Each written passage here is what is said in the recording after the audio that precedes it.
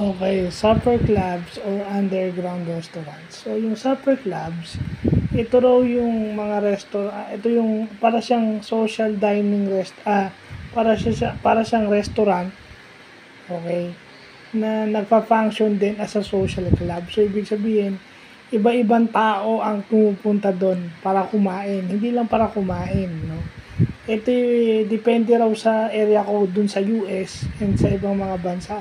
Kaya nga ang ibang tawag rito nung 2010s is underground restaurant kasi ano to, ito yung mga nagbabypass ng mga health code regulations and permit regulations nung area. Pag sinabi mong underground, ibig sabihin may mga illegal. O ibig sabihin yung bahay, malaki lang yung bahay, ginawang negosyo, pero walang permit to operate. Parang ganun nung lumalabas. So, yan.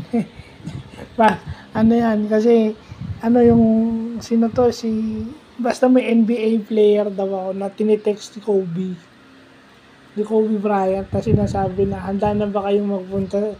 Are you ready to go to supper club? So, research ko tong sa supper clubs na to. Medyo maganda siya sa labas, pero kung titignan mo yung medyo pangit. Pero at least for vlog purposes lang to. So, etong mga itatag ko, siguro alam na nila to. Sa akin, bago lang yan.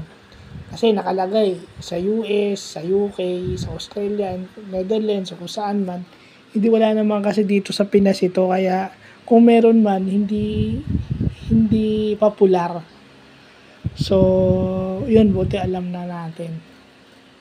So, yun lang pa.